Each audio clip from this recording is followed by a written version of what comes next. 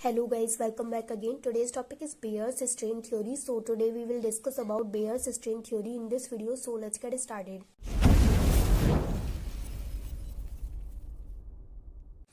तो देखिए, सबसे पहले मैं ये जो थ्योरी है ये क्यों आई और इसने क्या किया है ऐसा, ये सब आपको समझाती हूँ। देन आपको इसकी डेफिनेशन वगैरह सब कुछ लिखवाऊंगी। लेकिन मैं पहले आपको इसको एक स्टोरी की तरह बताती हूँ ताकि आपको ये अच्छे से माइंड में सेट हो जाए कि भाई बेयर्स स्ट्रेन थ्योरी थी क्या और आखिर वो आई ही क्यों।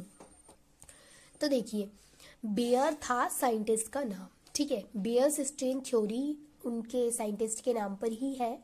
तो बेयर्स अडोल्फ थे साइंटिस्ट, उन्होंने 1885 में एक थ्योरी दी थी।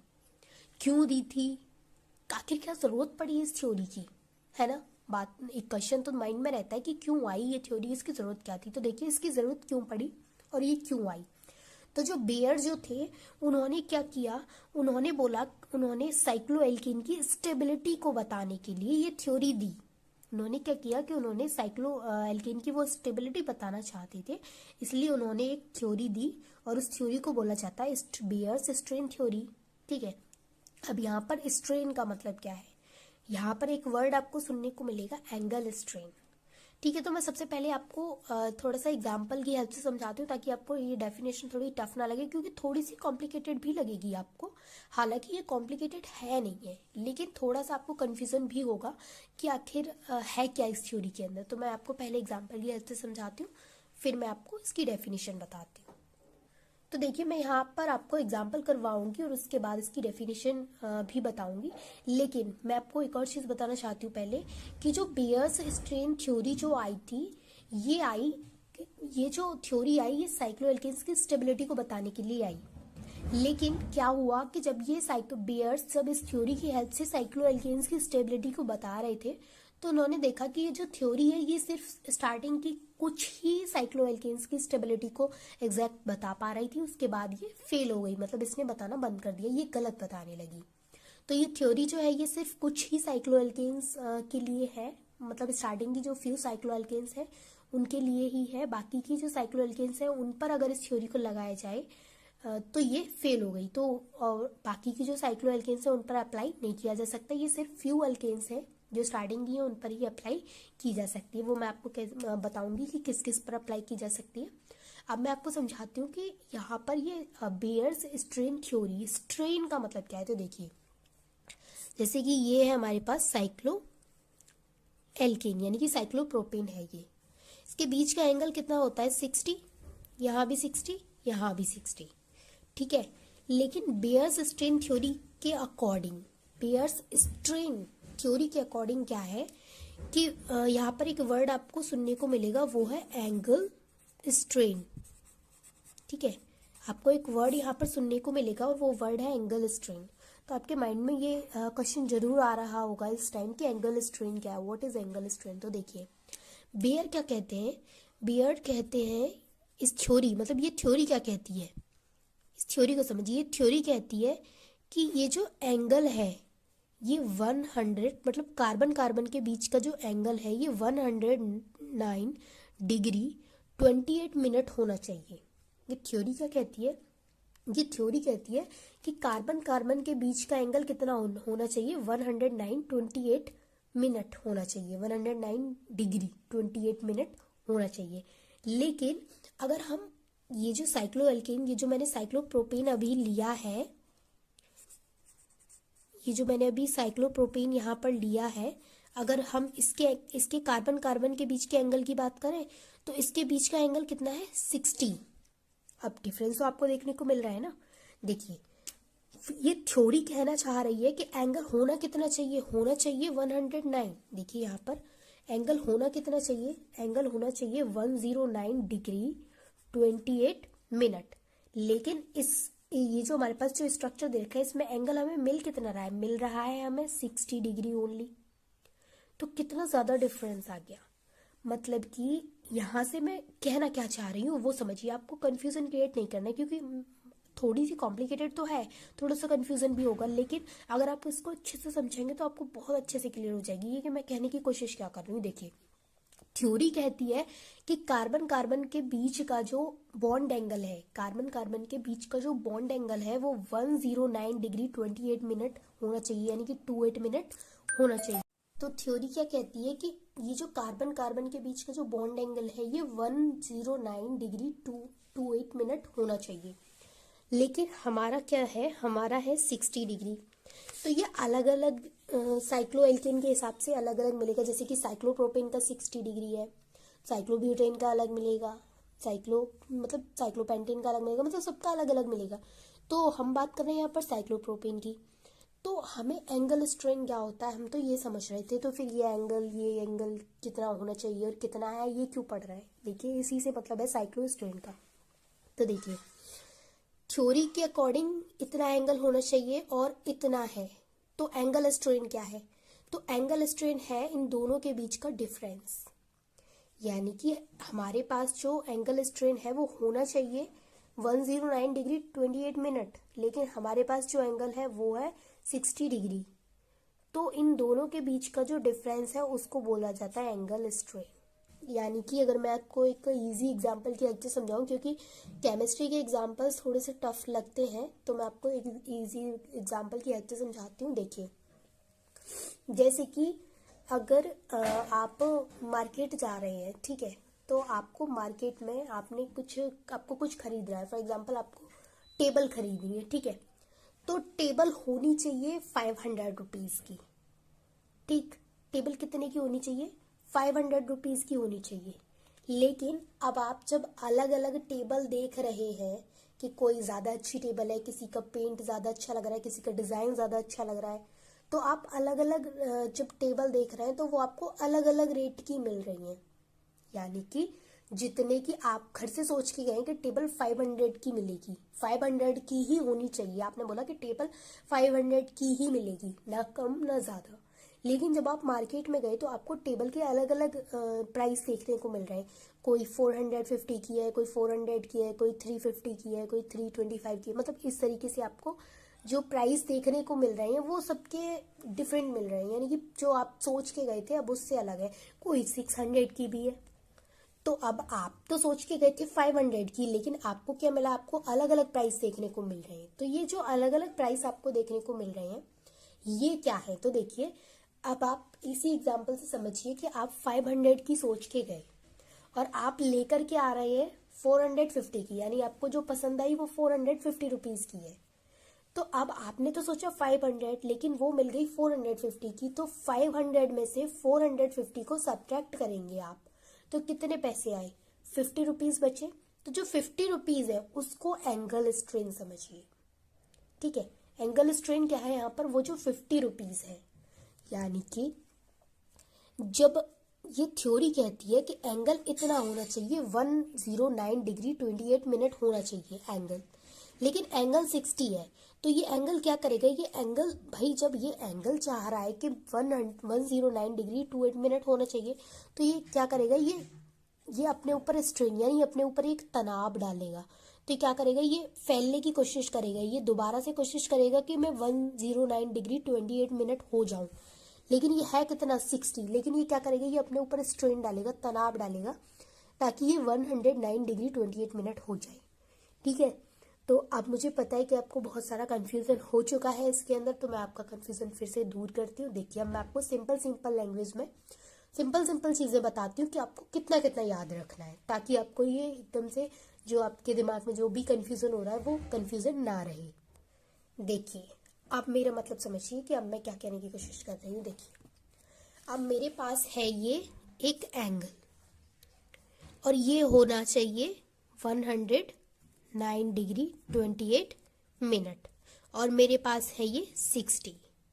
तो अब जितना मुझे चाहिए ये उतना नहीं है, तो मैं क्या करूँगी, मैं अब देखूँगी कि कितना डिफरेंस आ रहा है दोनों में, यानी जितना होना चाहिए उससे कितना ज़्यादा या फिर कितना कम है मैं देखूँगी। तो मैं क्या करूँगी, 109 डिग्री 28 मिनट में से इसको सब्ट्रैक्ट करूँगी 60 डिग्री को।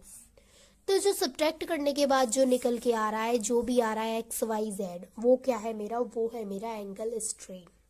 Is it clear? Angle strain मैंने आपको सिर्फ इस ये जो इतना सब कुछ मैंने लिखा है जो कि अब बिल्कुल भी समझ में नहीं आ रहा कि मैंने क्या लिखा है, ये सब समझाने का रीजन मेरा क्या रहा है, सिर्फ रीजन है एंगल स्ट्रेन को समझाना। एंगल स्ट्रेन को समझाने की कोशिश कर रही हूँ मैं सिर्फ आपको। तो देखिए एंगल स्ट्रेन क्या होता है कि अगर आप 500 रुपीज़ का सोच करके कोई टेबल लेने गए और आपको उसके डिफरेंट डिफरेंट प्राइस वहाँ पर देखने को मिल रहे हैं, तो आप क्या करेंगे कि आप फिर उन दोनों के बीच के डिफरेंस को निकालेंगे कि कितना डिफरेंस आ रहा है दोनों के बीच में, और उस डिफरेंस को बोल देंगे हम वहाँ पर angle strain. Is it clear? Angle strain, angle कितना होना चाहिए? एंगल होना चाहिए 109 डिग्री 28 मिनट, लेकिन कितना है साइक्लोप्रोपेन में, कितना है 60 डिग्री। तो इन दोनों के बीच के डिफरेंस को बोला जाएगा यहाँ पर एंगल स्ट्रेन। ठीक है, अब आते हैं हम हमारी डेफिनेशन पर। तो आई होप कि आपको ये एग्जाम्पल तो अच्छे से क्लियर हो गया होगा। अब हम डेफिनेशन पर चलते हैं, और नहीं हुआ होगा तो डेफिनेशन की हेल्प से और अच्छे से क्लियर हो जाएगा। तो देखिए ये है bear Adolf 1885 explain a theory the relative stability of first few cycloalkane based on the fact that in tetrahedral geometry the normal angle between any pair of carbon atom bond is 109 degree 28 minute। यानी कि normal bond angle किसी भी कोई भी carbon atom का pair हो तो किसी भी कार्बन एटम के बीच में नॉर्मल बॉन्ड एंगल कैसा होना चाहिए? 109 डिग्री 28 मिनट होना चाहिए। तो उसकी ज्योमेट्री क्या होगी? उसकी ज्योमेट्री होगी टेट्राहेड्रल ज्योमेट्री। क्योंकि आपको पहले से ही पता है ये बात तो कि अगर बॉन्ड एंगल 109 डिग्री 28 मिनट होता है तो उसकी ज्योमेट्री क्या होती है? टेट्राहेड्रल ज्योमेट्री होती है।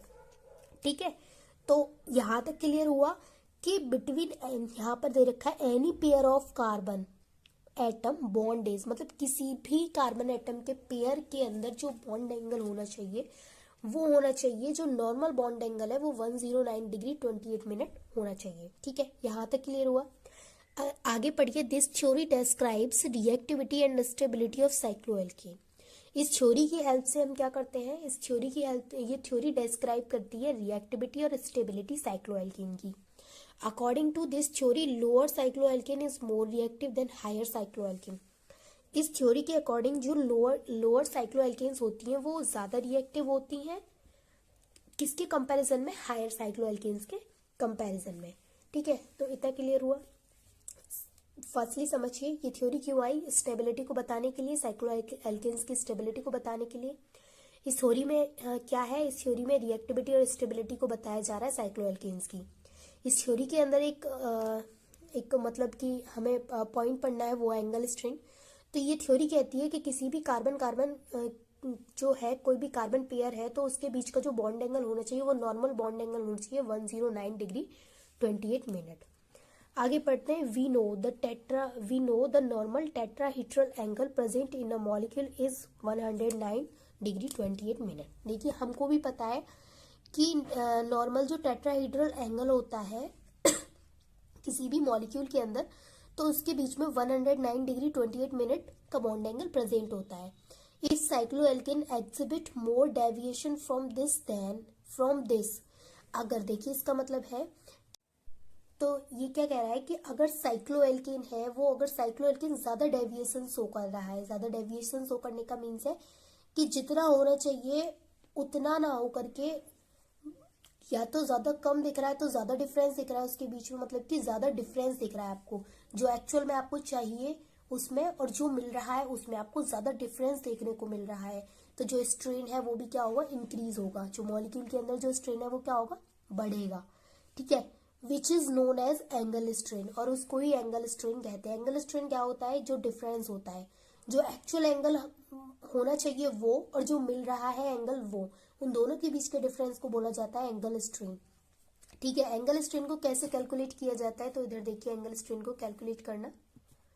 तो एंगल स्ट्रेन यानी कि डी, एंगल स्ट्रेन को डी से रिप्रेजेंट करते हैं। तो एंगल स्ट्रेन यहाँ पर डी है, तो हम कैलकुलेट कैसे करेंगे? सबसे पहले हम लेंगे हाफ, फिर जो एंगल होना चाहिए, होना क्या चाहिए? 109 डिग्री 28 मिनट माइनस जो एंगल दे रखा है, सब्ट्रैक्ट कर देंगे, इसमें से सब्ट्रैक्ट कर देंगे उस एंगल को जो एंगल दे रखा है। थीटा मतलब कि जो एंगल, जैसे कि अभी मैंने आपको एग्जांपल समझाया था साइक्लोप्रोपेन का, तो वहां पर 60 डिग्री एंगल दे रखा था तो यहाँ पर क्या आएगा 109 डिग्री 28 मिनट माइनस 60। अगर हम साइक्लोप्रोपेन का एंगल स्ट्रेन कैलकुलेट कर रहे हैं तो साइक्लोब्यूटेन का कर रहे हैं तो वो उसके हिसाब से आएगा, साइक्लोपेंटेन का कर रहे हैं तो वो उसके हिसाब से आएगा। ठीक है, चलिए आगे समझते हैं। देखिए अब मुझे आपको एंगल स्ट्रेन समझाने की ज़रूरत नहीं है क्योंकि मैं एंगल स्ट्रेन आपको पहले ही काफ़ी डिटेल में समझा चुकी हूँ कि एंगल स्ट्रेन क्या होता है। तो एंगल स्ट्रेन क्या होता है, डिफरेंस होता है जो एक्चुअल एंगल है और जो एंगल होना चाहिए, उन दोनों के बीच में का डिफरेंस को बोला जाता है एंगल स्ट्रेन। निकालते कैसे हैं, कैलकुलेट कैसे करते हैं, मैं सिर्फ वो समझाऊंगी अब आपको। तो देखिए अगर मुझे साइक्लोप्रोपेन जो दे रखा है यहाँ पर, इसके बीच का एंगल स्ट्रेन निकालना है तो मैं कैसे निकालूंगी किसके बीच का, देखिए यहाँ पर मेरे पास ये साइक्लोप्रोपेन दे रखा है और इसके बीच का एंगल स्ट्रेन निकालना है तो मैं कैसे निकालूंगी। तो देखिए सबसे पहले समझिए एंगल स्ट्रेन मैं यहाँ पर D is equals to half तो मुझे लेना, जैसा कि मैंने भी फॉर्मूला में आपको बताया, तो हाफ लेना पड़ेगा। इसके बाद होना कितना चाहिए 109 डिग्री 28 मिनट। सब्ट्रैक्ट करूंगी वो जो मेरे पास है, तो साइक्लोप्रोपेन के अंदर क्या एंगल मिला है हमें 60 डिग्री। अब देखिए यहाँ पर सब्ट्रैक्ट कैसे होगा, ये थोड़ा सा कंफ्यूजन हो जाता है। तो देखिए हाफ हो गया यहाँ पर और ये 109 डिग्री 28 मिनट में से मुझे 60 मिनट को हाफ करना है। तो देखिए हाफ कैसे होगा, यहाँ मैंने आपको करके बता रखा है। देखिए हाफ कैसे होगा, ये 60 जो मिनट है, ये जो 60 डिग्री है ये आपको मिनट में से सब्ट्रैक्ट नहीं करना है, आपको 60 इधर 28 के नीचे नहीं लिखना है क्योंकि 60 क्या दे रखा है, डिग्री है। तो आपको इसको 109 के नीचे लिखना है और यहाँ पर कुछ नहीं तो जीरो लगा दिया, तो यहाँ पर सब्ट्रैक्ट करके क्या आ जाएगा 49 डिग्री 28 मिनट। ठीक है, ये आ गया। तो यहाँ पर सब्ट्रैक्ट करने के बाद ये आ गया। अब इसके नीचे हाफ दे रखा है तो क्या करेंगे, अब इसको हाफ से डिवाइड करेंगे। तो डिवाइड कैसे करेंगे, देखिए तो पहले अगर आप 2 से 4 को डिवाइड करेंगे तो 2 आ जाएगा, फिर 2 से 8 को डिवाइड करेंगे तो 4 आ जाएगा, 2 4 सा 8। अब 1 डिग्री यहाँ पर बचा। ये चीज़ आपको पता है ना कि 1 degree is equals to 60 minute होते हैं। 1 डिग्री में कितने मिनट होते हैं, 60। ठीक है, तो क्या होगा यहाँ पर कि यहाँ पर 1 डिग्री बचा तो 1 डिग्री इसकी तरफ जाएगा। तो आप क्या सोच रहे हैं कि 1 डिग्री इसकी तरफ जाएगा तो ये 128 हो जाएगा। अब इसको 2 से डिवाइड करेंगे, नहीं 128 नहीं होगा क्योंकि वो जो जा रहा है वो डिग्री में है। देखिए मैंने यहाँ नोट कर रखा है, तो 1 डिग्री इक्वल्स टू 60 मिनट होता है।